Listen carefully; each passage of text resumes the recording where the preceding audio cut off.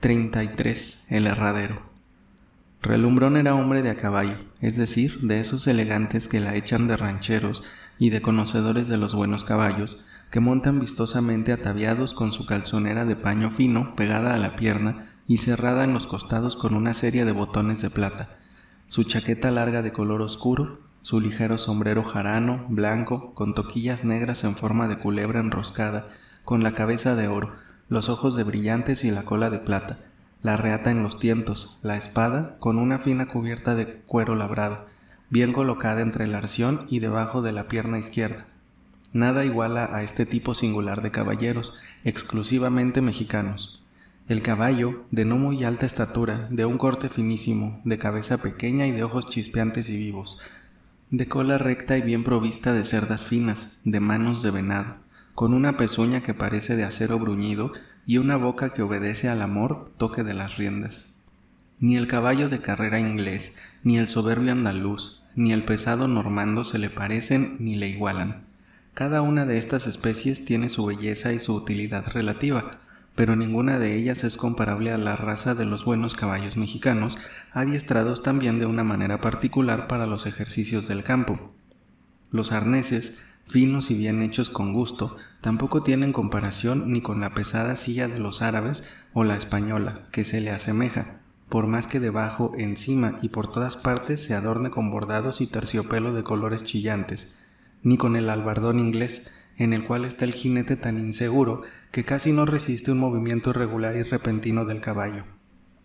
La silla mexicana, ligera y segura, comodísima para el lomo del animal y para los asientos del jinete, permite que la piel lustrosa del noble bruto, sus manos ligeras y su anga redonda se puedan admirar, a la vez que presta comodidad y, sobre todo, una seguridad tal para que el que monta, que es necesario ser muy colegial para caer, aun cuando galope, corra o haga esos saltos de través cuando se espanta o se para de manos y corcovea cuando está alegre.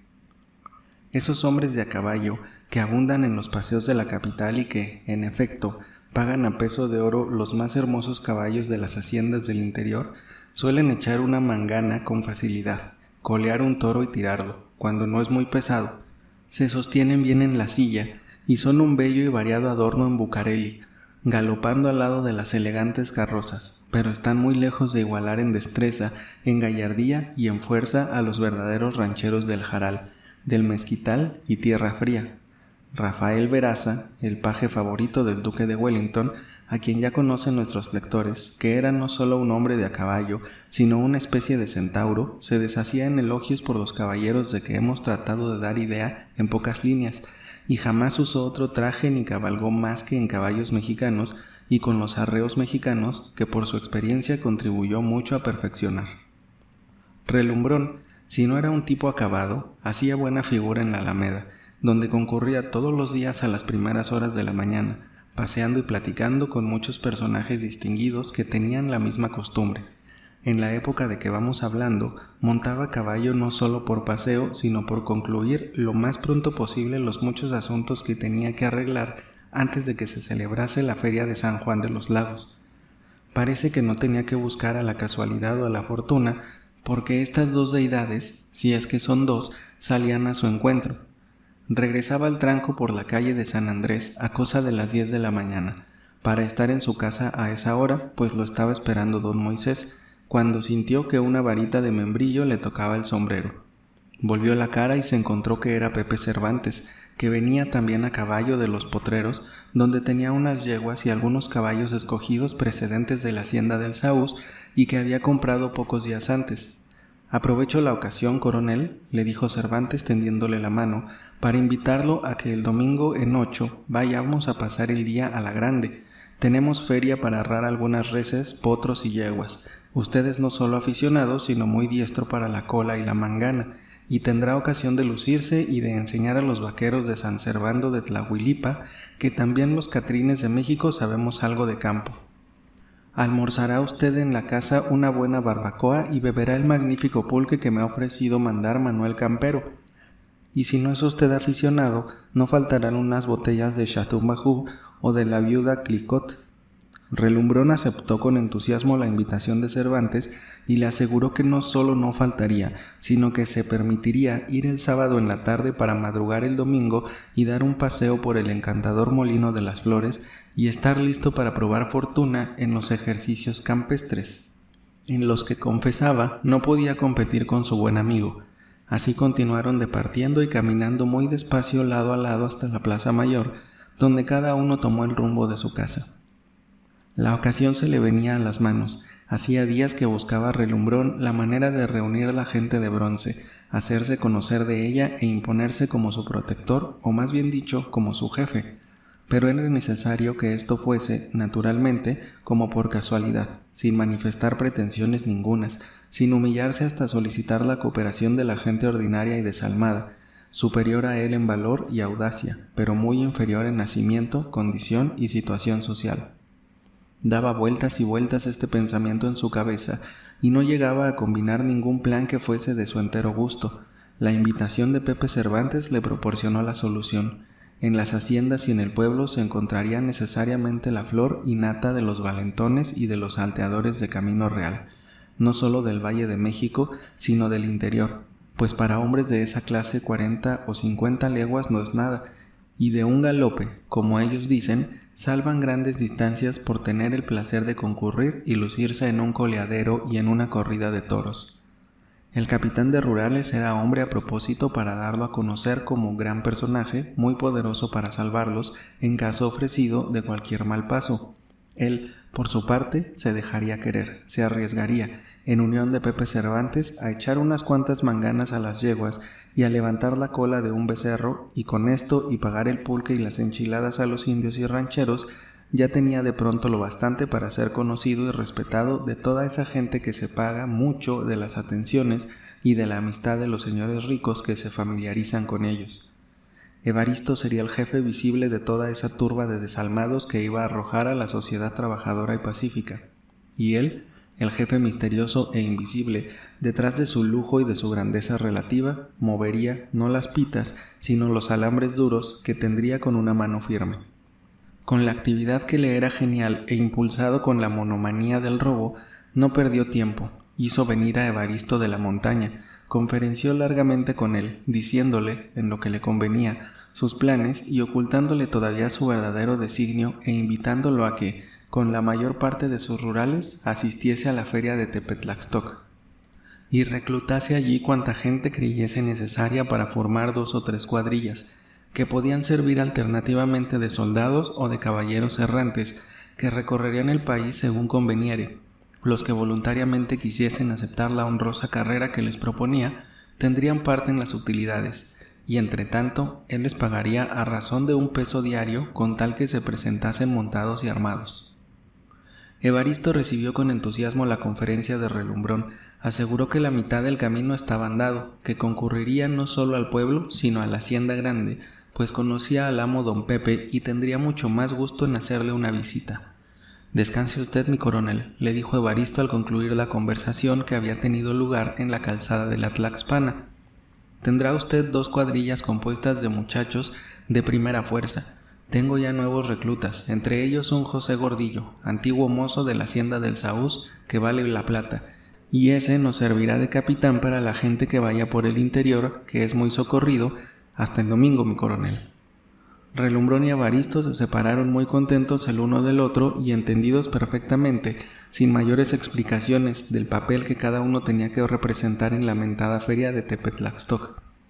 Antes de seguir adelante, no será inútil dar a conocer mejor el pueblo de Tepetlaxtoc, que tantas veces hemos mencionado en el curso de nuestro largo estudio de costumbres mexicanas. Tepetlaxtoc es uno de los pueblos más antiguos y cuya fundación se pierde entre las dudas y las oscuridades de los remotos tiempos. Perteneció, sin duda, al reino de Texcoco y estuvo gobernado por distinguidos monarcas, entre otros el sabio Netzahualcóyotl. Como todos los pueblos de los antiguos mexicanos, su nombre tenía íntima relación con su situación topográfica y estaba representado por un jeroglífico tallado en una piedra que podría bien ser equivalente a los escudos o armas de las viejas ciudades de España. El de Tepetlaxtoc era una especie de figura aproximándose a la de un corazón con unas labores en el centro, descansando en una greca horizontal. El sabio anticuario don Antonio Peñafiel dice: Tepetlaxtoc, Tepetla, oso, k.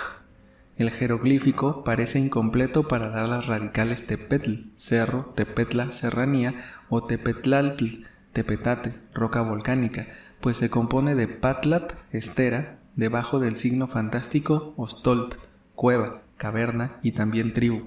Las figuras dicen solamente petla, osto, k. Sin embargo, la primera palabra se conserva todavía en varios lugares y por consiguiente, la escritura puede tenerse como una abreviatura que significa en las cuevas de Tepetate. Comparando esta curiosa interpretación del jeroglífico con el aspecto del terreno, ninguna le conviene. Verdad es que el suelo es árido, con un fondo de tepetate que ha disimulado la cultura, formándose con el tiempo una capa de tierra vegetal. Pero en las cercanías no se encuentran cuevas de tepetate y la serranía está lejos. La interpretación se acercaría más a la exactitud si dijese tribu que vino a establecer en el Tepetatl. Los cronistas e historiadores, al acaso y hablando de diversas cosas de la Nueva España, se ocupan muy de paso del pueblo de Tepetlaxtoc y dicen que sus habitantes eran muy inteligentes en el cultivo de maíz y por ende también muy celosos de sus derechos, pues que un día que llegó en son de guerra, estando en paz los dos reinos, una partida de mexicanos la castigaron e hicieron tornasen avergonzados a sus tierras. El pueblo puede haber sido en otra época más poblado, con casas de mejor apariencia y aún con jardines a los que eran muy aficionados los texcocanos, pero después de la dominación española quedó despoblado y de un aspecto triste. Unos cuantos sauces derechos y llorones, cercas de espinos con escasas mallegueras, órganos y uno que otro pirú, todo de un verde opaco y ceniciento, una larga calle de jacales y una plaza con una pequeña iglesia y algunas casas de alto, pintadas con cal y manchadas con el sol y el agua. He aquí el pueblo de Tepetlaxtoc. Los descendientes de los primitivos fundadores eran propietarios de un cierto espacio de terreno que cultivaba cada familia y así fueron sucediéndose los propietarios, sin más títulos que la tradición y sin más derechos que una larga posesión de aquellas tierras. Vinieron más adelante a establecerse en lo que fue el reino de Texcoco los inmediatos descendientes de los conquistadores y formando lo que, según su importancia y extensión territorial, se conoce hoy con el nombre de haciendas y ranchos, y sin necesidad de citas de autores ni de comprobación. Debe reconocerse con solo el hecho de que estos valiosos establecimientos rurales no han podido formarse sino a costa de los primitivos propietarios y sus sucesores hasta la época de la conquista. Así, los vecinos nobles que quedaron en Tepetlaxtoc fueron perdiendo cada día sus terrenos y pobres y despechados emigraron a otra parte o murieron quedando los macehuales y uno que otro de la nobleza azteca que, por una rara excepción, conservaron sus antiguas posesiones. Fundóse probablemente una misión de religiosos dominicos cerca del pueblo mismo, resultando con el tiempo casi lindando con el caserío, dos haciendas con sólidos y amplios edificios y oficinas de cal y canto, como se dice de las buenas construcciones, que se llamaron la Hacienda Grande y la Hacienda Chica, que pertenecieron a los misioneros de Filipinas. Tepetlaxtoc se convirtió entonces en una verdadera misión o comunidad cristiana, más bien sumisa y dependiente de los frailes que de la autoridad civil. El alcalde, el ayuntamiento, el cura, todo funcionario civil y eclesiástico era nombrado por el influjo de las haciendas y las gentes, trabajando y viviendo en ellas todo el día y retirándose de noche a dormir a sus casas, encontraban una felicidad relativa, y por mucho tiempo nada hubo más tranquilo, más arreglado, más moral y pacífico que el pueblo de Tepetlaxtoc. Las casas se mejoraron, el cura renovó y pintó de nuevo su presbiterio, los pequeños propietarios quedaron en pacífica posesión de sus mallegueras y labores, y entre los pueblos del valle de Texcoco pasaba Tepetlaxtoc como modelo y sus habitantes como el tipo de los hombres honrados. Por virtud de diversas leyes de desamortización, la chica y la grande vinieron a poder del gobierno, que las administró mal, hasta que fueron adquiridas por el marqués de Salinas. Bajo la administración de su hijo, que hemos visto caminar al lado de Relumbrón por las calles de México, el pueblo sufrió una notable transformación. Las haciendas bien cultivadas necesitaron de más gente. Así, además de los habitantes antiguos, vinieron otros a establecerse, edificaron sus casas, trajeron a sus familias y emplearon en el comercio sus pequeños capitales. Se construyó desde sus cimientos una grande pulquería, que por las figuras de Xóchitl y Nezahualcóyotl, pintadas con fuertes colores en la fachada blanca de la pared, llamaban la atención. Se abrieron 2 tiendas nuevas, surtidas de los efectos y mercancías más disímbolos, desde clavos hasta cohetes, desde chinguirito hasta champaña, desde sombreros de palma hasta vasos y copitas de cristal fino y ordinario, y para que nada faltara, un rincón de los aparadores estaba surtido de medicinas y en las puertas colgados lienzos de algodón, tápalos y zapatos de mujer y de hombre. La calle principal se compuso tapando los agujeros, aplanando la tierra y quitando las piedras, y lo que fue mejor, el cura sustituyó la campana rajada de la torre por una más grande, nueva y sonora que le regaló el arzobispo. El ayuntamiento, con ayuda de la hacienda grande, formó otra plaza más grande. Se arrancaron los viejos y marchitos sauces para sustituirlos con pies de fresno ya crecidos y logrados. En una palabra, Tepetlaxtoc tuvo su época de moda, y los domingos, que era el día señalado para el tianguis, las gentes de las haciendas y ranchos cercanos venían a pasear, a comprar fruta y a oír la misa cantada del cura. Algunos domingos se ponían unas cuantas vigas atadas con reatas en la plaza que llamaremos Mayor y se lidiaban 3 o 4 becerros bravos que se bajaban del monte de Chapingo. Increíble era entonces la animación y la alegría sin límites de los vecinos. Nadie se quedaba en su casa y cuando el sol se metía, el pueblo se alumbraba con luminarias de ocote, alrededor de las cuales los muchachos brincaban, reían y gritaban hasta las 9 o 10 de la noche. A esto debe añadirse que se disfrutaba de una completa seguridad, pues desde el pulquero hasta el último peón eran gente honrada, que cultivaban sus pequeños terrenos en las cercanías o trabajaban en las haciendas. Tal estado de cosas era obra de Pepe Cervantes. Desde que llegó a las haciendas, lo primero que hizo fue ganarse la voluntad y el respeto del pueblo de Tepetlaxtoc, de donde tomaba la mayor parte de los trabajadores para el servicio de las fincas, y en poco tiempo logró su intento, no tanto a costa de algún dinero, sino por su buen modo y trato afable. Su familia y él mismo honraban el tianguis con su presencia, lo que era causa de mucha satisfacción para los vecinos. Cuando el amo don Pepe paseaba a pie o en sus finos caballos, que remudaba todos los días por la calle real del pueblo o por los campos, todo el mundo se quitaba el sombrero y lo saludaba con respeto. Vivían él y los suyos en las haciendas Grande y Chica, más seguros que en su magnífica casa de México. Un día, se presentaron 2 charros bien vestidos y montados en buenos caballos y se apearon en la pulquería. Pidieron de almorzar y aunque no había fonda, el pulquero se prestó de buena voluntad a que su mujer les hiciera cualquier cosa, con tal de complacerlos, como lo acostumbraba a hacer con todos sus marchantes para acreditar la famosa pulquería de Xóchitl, que vendía los pulques más finos de los llanos de Apam. Los charros almorzaron bien, bebieron y charlaron lo más del día.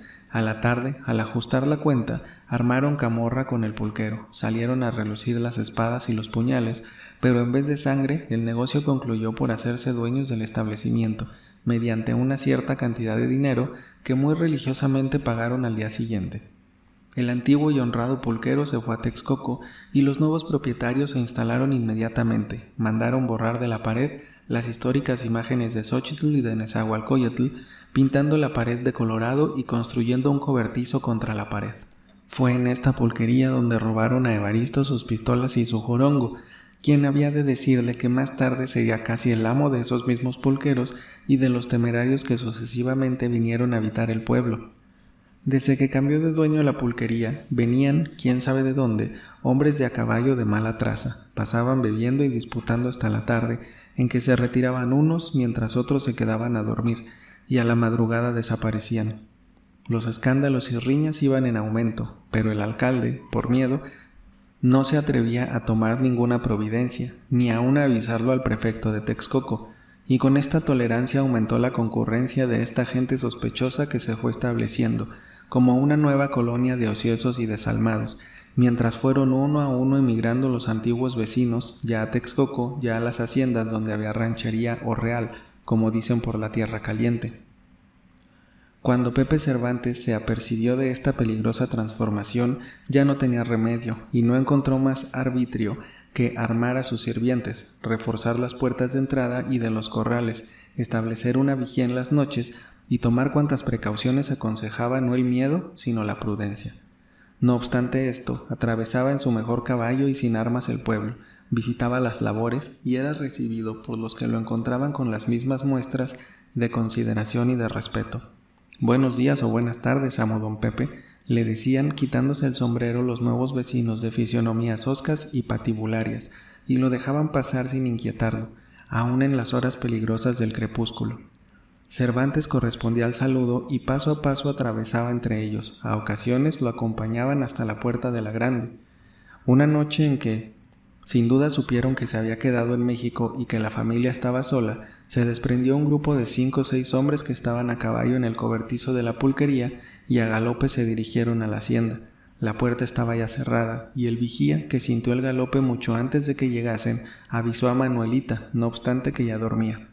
Manuelita, esposa de Cervantes, era la hija del famoso general Cortázar, que se puede decir fue el rey de Guanajuato en largas épocas. Varonil y animosa como su padre, se vistió con calma, mandó que los mozos se levantasen y se armasen y ella misma tomó un par de pistolas cargadas que tenía siempre en su recámara. Los mozos quedaron bien distribuidos en las posiciones que le señaló y ella fue al comedor, encendió las luces y se sentó en la silla principal que ocupaba las horas de comer. Los asaltantes habían llegado y daban fuertes y repetidos golpes a la puerta. Manuelita mandó abrir. Los de a caballo se precipitaron en el patio y mirando la luz en el comedor, avanzaron hasta el pie de una pequeña escalera y no pudieron menos de quedarse asombrados al ver a la propietaria, sentada muy tranquila, al parecer, examinando o contando algunos cubiertos de plata que, en unión de jarrones, vasos, botellas y platos, habían quedado en la mesa. «Adelante, quienquiera que sea», les gritó con una voz firme. «¿Qué se ofrece a estas horas para venir a llamar a las puertas de la hacienda? Adelante, y sabremos qué desean». No acertaban a responder, pero uno de ellos avanzó hasta la puerta y dijo como vacilando: «Venimos a buscar al amo don Pepe». «El amo don Pepe no está en la hacienda, pero lo mismo que si estuviera, aquí estoy yo». Veníamos, tartamudeó el ranchero. Pasen, y tomarán un trago de vino o de aguardiente, si lo prefieren. Pasen». Manuelita sonó una campanilla y 3 o 4 mozos con pistolas en el cinto aparecieron. «Trae unas copas y una botella de ese buen aguardiente catalán que tenemos para los amigos. ¿Cuántos son ustedes? Pasen». Los valentones se apearon de sus caballos. Uno se quedó tendiéndolos y 4 penetraron al comedor. Los 4 mocetones robustos, de no malas figuras, uno con barba cerrada, espesa y negra, otro lampiño, los 2 restantes con solo bigote. No estaban mal vestidos y sus cuellos y camisas muy limpias. Procuraban dar a sus fisionomías un aire terrible, y al descender del caballo hicieron de intento un ruidero desagradable con las espuelas y sables con cubiertas de acero. Manuelita no hizo caso de esto, llenó las pequeñas copas de aguardiente de España y se las fue dando al más fornido y temible de sus criados para que se las sirviese. «La hacienda grande», les dijo, «ha sido para Tepetlaxtoc una providencia. Solamente Dios podría haberle hecho mayores beneficios que nosotros. Aquí ni debemos ni tememos. Si ustedes vienen con buenas intenciones, no tienen más que abrir la boca y se les servirá. Pero si tratan de hacernos el menor daño, hay muchas balas y muchachos tan valientes como ustedes que se rifaron, como dicen ustedes. Con que beban su trago y digan lo que quieren». Una viva impresión de simpatía y admiración por el valor y entereza de aquella mujer delicada, pequeña y bonita, se produjo en el ánimo de los charros, y en vez de acometer y llevar a cabo los malos propósitos con que salieron de la pulquería, chocaron los vasos, bebieron y gritaron como si se hubiesen puesto de acuerdo: «¡Viva el amo don Pepe! ¡Viva la marquesa de Salinas!». «Nos tiene su merced a sus órdenes con alma y vida», dijo el que parecía fungir de jefe, quitándose el sombrero. «Personas como su merced son parejas y ansí nos gusta y nos matamos por ellas. La grande y la chica, de hoy más, como si estuviesen encerradas en un baúl, palabra», y volvieron a beber hasta la última gota. Manuelita no creyó conveniente llenarles de nuevo los vasos, temiendo que su entusiasmo fuese a sufrir un cambio. «Es tarde, muchachos», les dijo, «y mañana tengo que madrugar para irme a México y volver en la tarde. Ya lo saben, y si los encontramos a eso de las 6 de la tarde a la entrada de Texcoco, nos acompañarán porque suele haber mala gente a esas horas. Este último rasgo de confianza los acabó de cautivar. Si mi ama fuera tan buena, le dijo uno con muestras de respeto, que nos recomendara con el amo don Manuel Campero para que nos vendiera 4 cargas diarias de su mejor pulque, cuánto se lo agradeceríamos. Somos los dueños de la pulquería Xochitl, en el pueblo de Tepetlaxtoc, y ganamos nuestra vida honradamente. ¿Y cómo que lo haré? Pepe escribirá a don Manuel, y pasado mañana pueden venir por la carta. Ustedes mismos se la pueden llevar a la hacienda, pero no en la noche, añadió sonriendo. Será mejor de día. Los rancheros se despidieron haciendo una reverencia a su modo y besando la mano de doña Manuelita.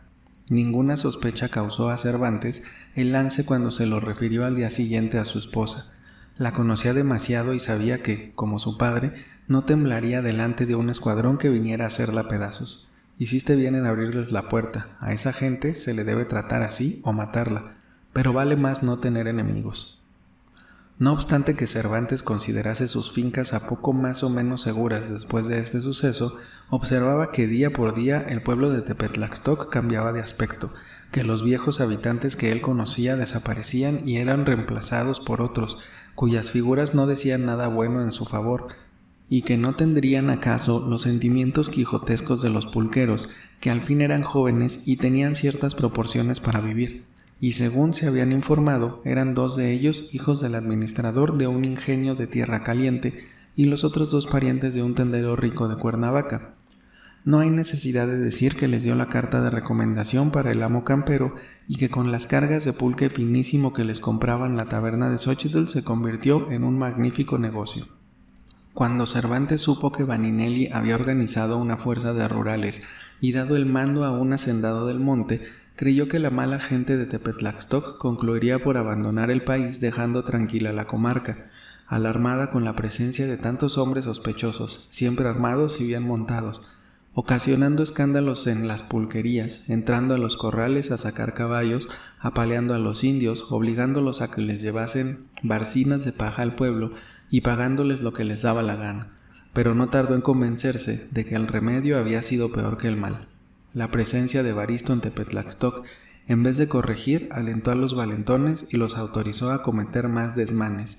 Cuando Cervantes indagó, además, que la mayor parte de los rurales que formaban las escoltas del camino eran de lo peor y más insolentes de Tepetlaxtoc, ya no le quedó duda de que el jefe no era más que un capitán de ladrones y se asombró de que un militar tan severo como Vaninelli no hubiese tomado los informes necesarios antes de confiarle un mando tan importante.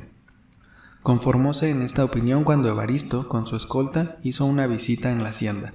No le gustó ni la facha ni el lenguaje balardón y algo insolente del llamado capitán, pero se calló porque no quería meterse en chismes, y se limitó a mantener con buen arte y sin chocar directamente con nadie el respeto tradicional que se había guardado a las haciendas chica y grande, que jamás habían sido asaltadas ni molestadas por la gente ociosa y brava de los pueblos del valle. Tal era el estado que guardaban las cosas cuando le fue concedida una feria de 3 días al pueblo de Tepetlaxtoc por el gobernador del estado, y Pepe Cervantes, deseando conservar en lo general la estimación de la gente del país y aumentar, si era posible, la influencia que tenía en ella, dispuso un herradero que necesariamente aumentaría la concurrencia y sería la principal diversión de las muchas que había disputado el alcalde, que parte por miedo y parte por conveniencia no era más que el instrumento de los valentones, los protegía y hacía cuanto les daba la gana. Al herradero, con invitación o sin ella, concurrieron casi todos los hombres de a caballo de México. Relumbrón, como lo había prometido, llegó el sábado en la noche con sus mozos y caballos y fue alojado en la grande. El domingo muy temprano ya estaban allí Evaristo e Hilario, con la mayor parte de la escolta para guardar el orden. El camino real quedó abandonado y no había miedo de que robaran a nadie en esos días. A las 10, que comenzó el herradero delante de la casa de la grande, era tal el número de gente, especialmente de a caballo, que formaban una valla opuesta a la larga cerca de la hacienda, y un cómodo carril por donde arrancaban los animales cuando se les estampaba en su anca derecha el fierro ardiendo.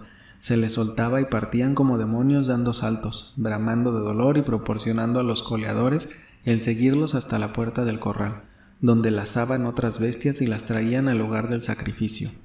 A las 2 de la tarde, los huéspedes de Cervantes, llenos de sudor y de polvo, y fatigados con los ardientes rayos del sol, se retiraban a la hacienda, donde Manuelita les tenía, surtido hasta el exceso, el amplio comedor, con cuanto la cocina mexicana y la francesa tienen de exquisito.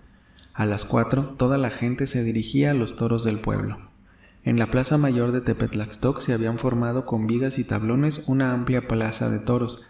En el frente se levantó un tablado o palco, adornado con las viejas cortinas de damasco que prestó el cura de Texcoco.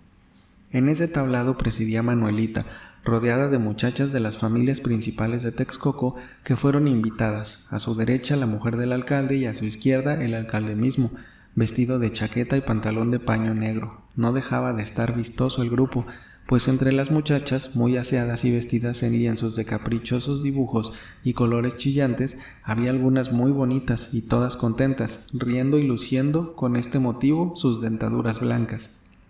En el redondel, algunos de los hombres de a caballo de México, sin que faltasen Pepe Cervantes, Relumbrón, Ramón Couto y el capitán de rurales, que dizque tenía fama de buen coleador. Al derredor y contra la barrera de vigas, apiñada una multitud compacta que había venido de Texcoco, de Chalco, de Ameca y de aún de lejos tierras. Detrás de esa gente, 2 filas de rancheros y charros de las haciendas y de los pueblos del valle, y aún del Mezquital y San Servando de Tlahuilipa, que habían sido convidados por los mozos de la Grande, que en su mayor parte eran de esos rumbos. El primer día dio toros la Hacienda Grande, el segundo Chapingo, el tercero Coxtitlán, 6 toros en cada corrida, 4 de capeo y cola y 2 de muerte, que hacían picadillo los aficionados y al fin tenían que lazarlos y acabarlos de matar el carnicero. Relumbrón, instado por Cervantes y queriendo lucirse y echarla de ranchero delante de toda esa gente, sobre la cual quería ejercer influencia más adelante, se aventuró a correr tras los toros, pero Quía, Ramón Couto y Pepe Cervantes le ganaban por la mano, le arrebataban la cola, metían acción y hacían dar la vuelta completa al becerro. Aplausos ruidosos para ellos y chiflidos para Relumbrón, que contenía su caballo y se retiraba avergonzado al centro del redondel. Por fin se empeñó su amor propio. Ramón le hizo lado y logró dar una caída, recibiendo una completa ovación que lo dejó orgulloso y satisfecho. Concluida la corrida, la masa compacta se dirigía al centro del pueblo, que estaba adornado con arcos de tula y cortinas.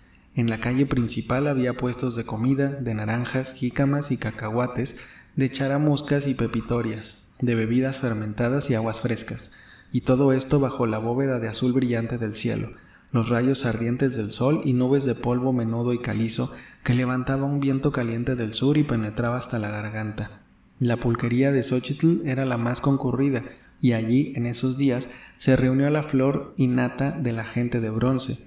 Relumbrón estaba que no cabía en sus pantalones, su plan había salido a medida de sus deseos, porque Evaristo, con el prestigio de capitán y jefe de las escoltas del camino de Veracruz, y el dinero que le había dado para costear el almuerzo y pulque de todos aquellos valentones, había podido platicar con ellos, ganarse su confianza y hacer una abundante recluta de gente brava y decidida a todo, a lo que no faltaba más que un jefe que la guiase para emprender por esos mundos de Dios hazañas dignas de los tiempos fabulosos.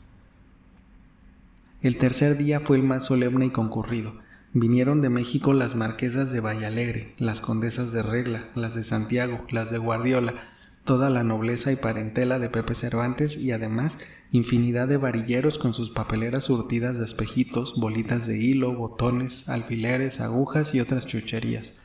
Jugadores de pequeñas ruletas y con barajas, dados y cascabeles que se instalaron en la calle y en la primera plaza, alternando con los puestos de fruta. Esto comunicó una nueva animación al pueblo y a las casas de las haciendas, donde se repartieron los nuevos huéspedes. Pero entre tantos personajes, 2 llamaron la atención y fueron don Moisés y don Pedro Cataño. Era este un hombre que podía llamarse hermoso, tostado por el sol, de barba negra y cerrada, de ojos centelleantes y dominadores, de color de aceituna, una nariz noble y un cuerpo robusto y bien proporcionado. Montaba un soberbio caballo y venía seguido de 6 mozos, igualmente guapos y bien montados, vestidos como su amo. Este personaje parecía un rico hacendado y venía de Guanamé, recomendado a Pepe Cervantes por don Domingo Rascón. Relumbrón presentó a Cervantes a don Moisés como uno de los monteros más ricos de México. Cervantes presentó a don Pedro Cataño como uno de los más ricos hacendados del interior. Relumbrón saludó y estrechó la mano de Cataño, pero apenas la soltó cuando comenzó a mirarlo con interés como si quisiera reconocer a un viejo amigo. Don Pedro Cataño hizo lo mismo, pero los dos disimularon y después de algunas palabras insignificantes se dispersaron entre la mucha concurrencia. A la hora de costumbre el herradero comenzó, y durante todo este tiempo Relumbrón no dejó de mirar a Cataño, como si quisiera reconocerlo. Todos llenaban de elogios a Manuelita, admirando el orden y aún el lujo de la hacienda. Descendieron al terrado, donde se habían colocado unas sillas y unos toldos para que las señoras pudiesen ver bien sin ser molestadas por el sol. Durante el herradero fue don Pedro Cataño y sus mozos los que hicieron el gasto. Echaban manganas con una facilidad y limpieza que daba gusto. Lazaban con una precisión tal que nunca iba la reata al cuello, sino a los cuernos, sin hacer brutalidades propias de gente salvaje y que además no está diestra en esa clase de ejercicios. Los ojos de las señoras estaban fijos en el recién llegado, admirando su destreza, la elegancia y facilidad de sus movimientos y la maestría de su caballo. Hombre y animal formaban un todo armonioso y mucho más fantástico que los pesados centauros de la fábula. Acabado el herradero, pasaron, como el día anterior, al comedor. A don Pedro Cataño por casualidad le tocó sentarse al lado de Relumbrón, y los dos guardaron silencio, pero al fin de la comida, éste le dijo muy quedo en la oreja a don Pedro: «Nos conocemos, y no solo nos conocemos, sino que somos amigos viejos». El fingido Cataño se removió en la silla y dirigió una mirada severa a su interlocutor. «No hay temor de que yo diga una palabra. ¿Recuerda usted que yo lo introduje a las habitaciones del presidente cuando vino de la frontera y que después...?» El supuesto Cataño lo miró con fiereza como imponiéndole silencio. «Tiene usted razón. Hablaremos en voz alta de otras cosas para evitar sospechas», le dijo Relumbrón, «y en la noche tendré el gusto de estrecharle otra vez la mano como buen amigo». Como Cataño estaba a punto de levantarse de la mesa, Relumbrón lo detuvo y le dijo en voz alta: «Vamos a tomar una copa por el viejo Rascón, que es amigo completo. Si quiere usted montar esta tarde uno de mis caballos, quedará contento. Los que he traído son precisamente de Guanamé». Siguieron hablando de unas cosas y de otras, y dada la señal, descendieron la escalera. Después, unos a pie y otros a caballo, se dirigieron a Tepetlaxtoc, donde no esperaban sino que llegase Manuelita para comenzar la corrida. El segundo toro, negro, con ojos enchilados y una cornamenta sólida que terminaba en puntas como de aguja, era casi salvaje y lo apartaron los vaqueros con mucho trabajo del ganado que se remontaba en lo más espeso de los montes de Chapingo. Pedro Cervantes, con sus ribetes de mala intención, lo dedicó a los amigos de México que le echaban de jinetes, de atrevidos y de coleadores. Comprometido el amor propio, ninguno faltó y entraron en el redondel a esperar a la fiera, con un susto que disimulaban con mucho trabajo. Abierto el toril, de un salto el bicho se plantó en el centro de la plaza. Rascó la tierra, miró con visible rabia a tantos objetos extraños para él, y como un rayo se lanzó sobre Evaristo, metió las astas en la barriga del caballo, lo sacudió fuertemente, hizo un impulso hacia adelante y caballo, jinete y toro rodaron en la arena revueltos y hechos una bola. 8 o 10 lazos cayeron inmediatamente sobre el grupo sangriento, pero con tan mala suerte que lazaron a Evaristo en vez del toro y ya los catrines metían cabeza de silla cuando Pepe Cervantes les gritó: lo matan, no jalen». A ese tiempo, varios rancheros que estaban fuera de las vigas que formaban la plaza saltaron a ella y con los jorongos procuraban apartar al toro, que se encarnizaba y hacía pedazos al caballo, que rugía de dolor y se defendía dando vigorosas patadas al aire. Don Pedro Cataño se acercó sin pretensiones ni estrépito, tiró el lazo, que cayó justamente en las llaves de la fiera, metió cabeza de silla y apartó al toro, el que se le vino encima con igual furia, pero lo evitó y dio un tirón de través que le hizo caer. Ramón Couto le echó otro lazo y así, tirando cada jinete en sentido inverso, lo mantuvieron quieto mientras levantaron a Evaristo, creyéndolo muerto o gravemente herido. El pobre caballo hizo el último esfuerzo para levantarse, pero cayó sin vida, mientras Evaristo se puso en pie cubierto de polvo y de sangre. Lo reconocieron los que lo rodeaban, y él mismo se tentó por todo el cuerpo. No tenía ni un araño.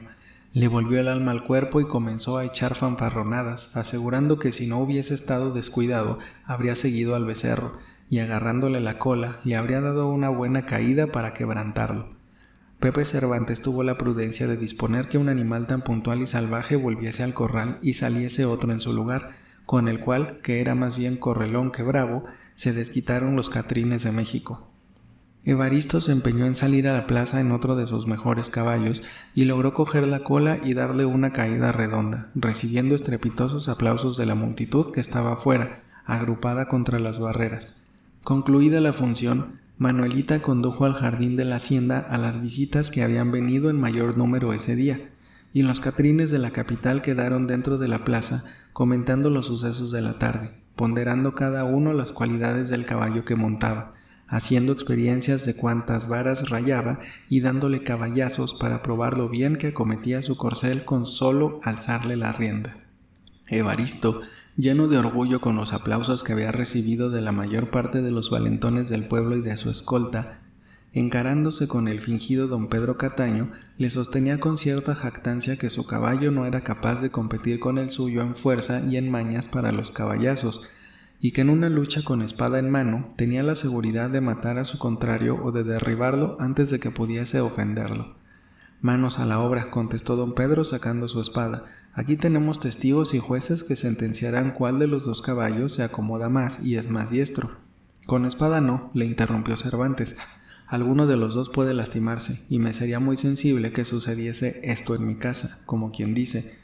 Pero en cuanto a una diversión que dé a conocer la maestría de los jinetes y caballos, es otra cosa. Todos estamos conformes y aplaudiremos al que sea más listo». Apenas había acabado de decir estas palabras cuando el llamado capitán de rurales y el fingido hacendado se separaron, se pusieron a cierta distancia y dispararon sus caballos. Don Pedro evitó el choque y arrendó su caballo a la izquierda para coger de lado a Evaristo, pero este, listo, le presentó el frente, y uno y otro jinete se dieron un rodillazo que sonó hasta el grado que Ramón dijo: «Esos bárbaros se han quebrado las piernas». Larga media hora estuvieron acometiéndose sin resultado.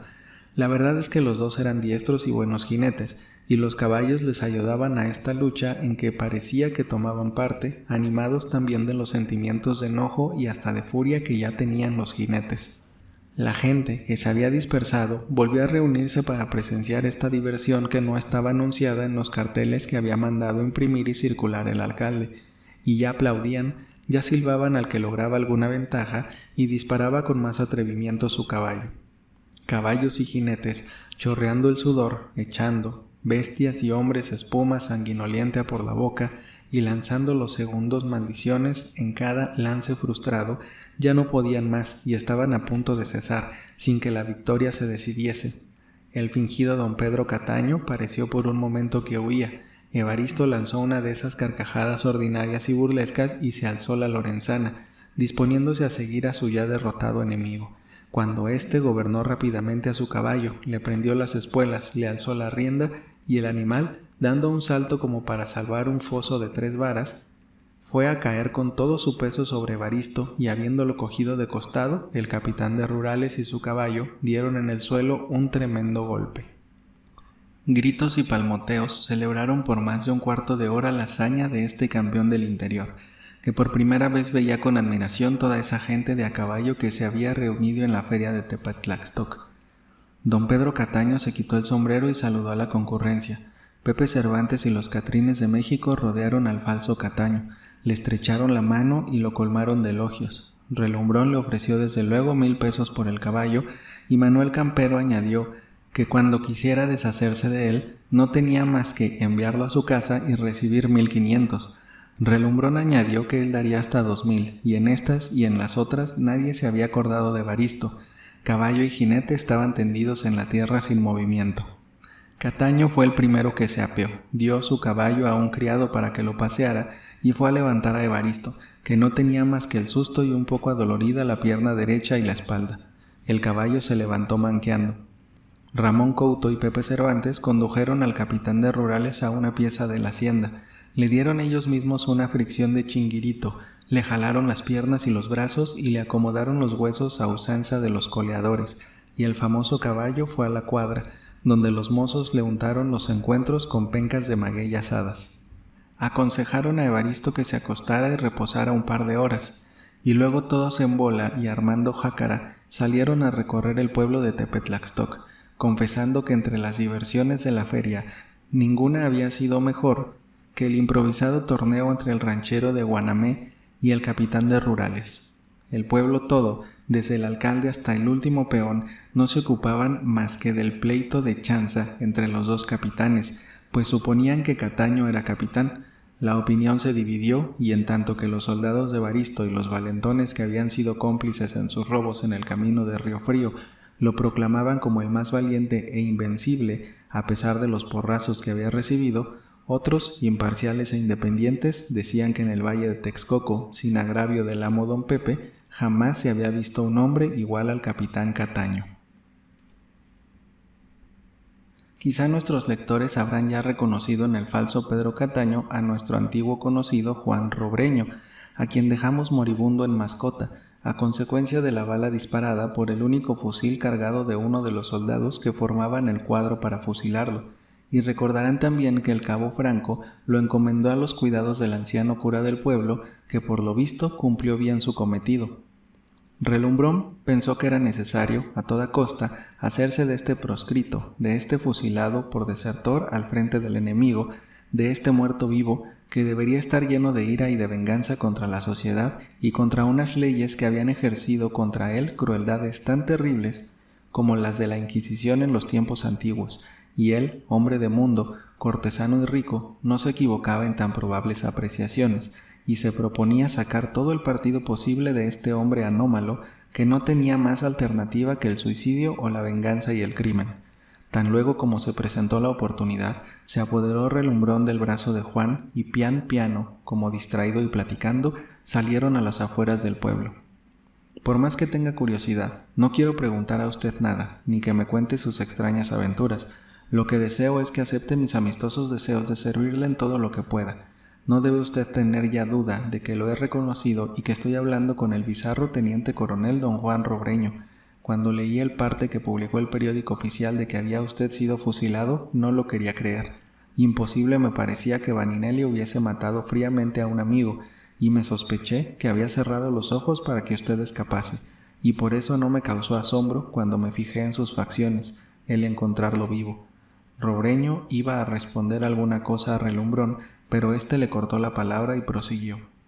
Me ocurre una idea, y creo fácil realizarla si usted está de acuerdo. El poco influjo que tengo en el gobierno me permitirá conseguir el indulto de usted, es decir, volverlo a la vida social y aún a su empleo, refiriendo, por ejemplo, que usted quedó como muerto y que un gañán del campo o el cura del pueblo cercano recogió a usted y lo llevó a su casa, donde fue curado. En fin, cualquier patraña, pues sabe usted que cuando hay favor se consigue aún lo más absurdo e imposible. ¿Qué le parece a usted? Casi pasó el lance como usted se lo ha figurado, le contestó Robreño, pero usted sabe, lo mismo que yo, que a todo el que se fusila se le da el tiro de gracia y se le entierra, así es que mi aparición en el mundo nos cubriría de ridículo, y además no viviría yo una semana, pues tendríamos un duelo a muerte Vaninelli y yo, y pagarle con una bala lo que hizo conmigo faltando a su deber y engañando al gobierno y a la sociedad entera, no ha entrado nunca en mis ideas. Le agradezco a usted mucho, coronel, sus buenas intenciones, pero no puede ser. Largo e inútil sería referir a usted la historia de mi vida en los últimos años, pero me bastarán 2 palabras para que conozca mi situación. Abandoné el campamento por algunas horas por salvar la vida de una mujer a quien amaba y a quien amo todavía. Regresé tarde, se me juzgó como desertor al frente del enemigo y se me condenó a muerte. Errante mucho tiempo, me ocurrió presentarme a Vaninelli, el que quiso conciliar sus deberes militares con los de amigo, y me salvó la vida. El día que yo vuelva a la sociedad con mi verdadero nombre, Vaninelli será perdido para toda la vida y un oficial tan valiente tendrá por premio de sus heridas y servicios el desprecio del gobierno. El secreto que usted ha descubierto debe ser eterno. El día que se sepa lo que ha pasado será el último de la vida de usted, coronel, porque le juro que lo mataré donde quiera que lo encuentre. Relumbrón soltó el brazo de Juan Robreño y se separó alarmado. Pero no habrá necesidad de eso y nada tema. Me ha dado usted su palabra de caballero y de soldado, y esto basta. Relumbrón volvió a tomar con afecto el brazo de Juan, y éste continuó. Me dirá usted que por qué no me he suicidado. A un hombre en mi situación y con el infierno de penas y dolores que tengo aquí dentro, no le queda otro remedio. pero tengo que velar por la vida de la que se ha sacrificado por mí, y la esperanza de encontrar un día u otro a un hijo. Dejar estas personas abandonadas en el mundo sería una cobardía, y dar un pesar a mi padre, una infamia. Vivir oculto y como prófugo en el país, ya lo he hecho. Pasar la frontera y vivir tranquilo en Texas con los recursos que me proporcionaría mi padre, ya lo he pensado. El pesar, la rabia, el horrible fastidio me volverían loco. Yo necesito vengarme de una sociedad que me ha rechazado, de unas leyes que me han matado por unas cuantas horas de ausencia. ¿Para qué explicar a usted, hombre rico y feliz, las terribles y dañosas pasiones que queman mi corazón sin que lo pueda evitar? ¿Para qué decirle que un día llegará en que pueda arrebatar, viva o muerta, a la mujer que amo y no dejar piedra sobre piedra de la hacienda donde vive secuestrada y como enterrada viva? ¿Pero cómo? ¿De qué familia? ¿De qué hacienda se trata? ¿Acaso podría yo...? No se empeña usted en saber más, bastante he dicho. Y escuche, por último, otro secreto que, si lo descubre, le costará la vida. Mi resolución es ya irrevocable. El teniente coronel fusilado vuelve al mundo con el nombre de Pedro Cataño, que será el más temible de los jefes pronunciados, por cualquier cosa, y el más implacable de los bandidos. Unos papeles que aquí traigo y siempre estarán en mi bolsillo probarán que soy Pedro Cataño, natural de Durango y antiguo dependiente de la señora Campa. Estos documentos, 4 muchachos resueltos y bien montados, mis 2 buenos caballos que usted ha visto maniobrar, mis armas y unas cuantas onzas en el bolsillo. He aquí los elementos con que comienzo una guerra a muerte, sin tregua ni deseo contra la sociedad entera. Así, en caso de que sea cogido, juzgado y condenado a muerte, mi padre no quedará deshonrado ni Vaninelli comprometido. La casualidad me proporcionó los papeles, la generosidad del viejo amigo Rascón, los caballos y el dinero. Vea usted lo que son las cosas, coronel, continuó Juan, si aunque reconociéndome disimula y no se da por entendido, habría regresado a su casa muy tranquilo, mientras ahora, dueño de los secretos que el destino o la casualidad le han hecho saber, se ha puesto en una situación tal que le puede costar la vida. Entre soldados como usted y yo, le respondió Relumbrón, con cierto acento fanfarrón, la vida, como dice la gente baja, importa un pito. La casualidad que ha hecho que me encuentre con usted ha sido para mí una fortuna. Tengo grandes empresas y necesitaba precisamente a un hombre como usted para asociarlo a ellas. A usted lo impulsa la venganza, a mí el dinero. Usted necesita reconquistar su posición y lo hará un día u otro sin perjuicio de Vaninelli. Necesita usted vengarse y castigar a quien tiene secuestrada a su querida y recobrarla viva o muerta. Yo necesito mantenerme en la elevada posición en que estoy colocado y subir, si es posible, pero nunca descender ni un escalón. Una familia que está acostumbrada a ciertas comodidades y hasta al lujo, 3 o 4 muchachas a las que no se puede poner en medio de la calle, el juego, que es la pasión que me domina, los amigos que me sirven, pero que viven a mi costa, los sastres y costureras, los caballos y los carruajes, las tertulias y días de campo y 1000 cosas más, no pueden hacerse con el escaso sueldo de un coronel. Subí y no puedo bajar. Desengáñese usted. Lo primero que se necesita es tener dinero, y cuando se tiene, el público se inquieta muy poco de su origen, y el rico es siempre considerado y agasajado por la mayor parte de los pobres que esperan que un día u otro les servirá de algo. Más de 4 ricos podría citar a usted, que merecen la horca o el presidio, y se sientan a la mesa del presidente y se tratan de tú por tú con los títulos de Castilla. Hubo un momento de silencio, y los 2 se detuvieron y se miraron fijamente. Nos hemos entendido, continuó Relumbrón. Usted tiene ya el secreto de mi vida y yo el secreto de su muerte. El día que yo lo denunciara, Vaninelli caería en el más completo ridículo y usted, no sé ni qué decirle el papel que haría un muerto resucitado. Si usted me denunciara, ni quiero pensar en lo que me pasaría. La muerte sería el menor de los males. Con que venga esa mano, y amigos, amigos para siempre. Don Pedro Cataño tendió la mano y Relumbrón, con las 2, le dio 3 o 4 apretones. Como se habían alejado mucho sin apercibirse de ello, voltearon caras con dirección a Tepetlaxtoc, donde ya los muchos conocidos que tenían habían notado su ausencia y los buscaban por todas partes, entre otros el capitán de rurales, que restablecido con la curación y una hora de sueño, volvía a la fiesta y necesitaba que Relumbrón le diese sus instrucciones para el resto de la noche. En la plaza de toros se había colocado un castillo con gruesas bombas y soles más de carbón que de pólvora. Diéronle fuego y fueron girando los soles con un chisporroteo opaco, llenando de humo todo el pueblo y reventando alternativamente las bombas. con un estrépito tal que hacía ladrar a los perros de los reales situados a grandes distancias. La famosa pulquería de Xóchitl ardía, como suele decirse, debajo del cobertizo, tendió Evaristo un rico jorongo de saltillo, sacó una baraja y un montón de morralla lisa y pesos falsos y les puso el monte a los indios y rancheros.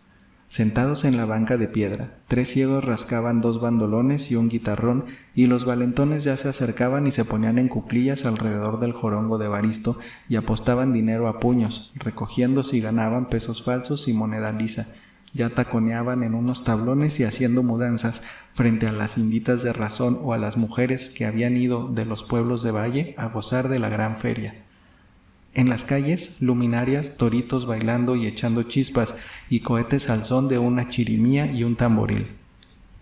Pepe Cervantes y Manuel Campero, personas muy correctas y arregladas, se retiraron y las puertas de la grande se cerraron a buena hora, pero la chica quedó a disposición de los amigos de Cervantes.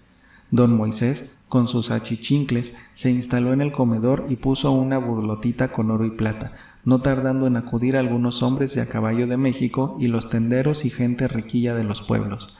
Relumbrón se quedó en el pueblo y se instaló en la casa del alcalde, donde puso también su burlote, al que de preferencia concurrieron como apuntes los valentones, que era precisamente lo que deseaba.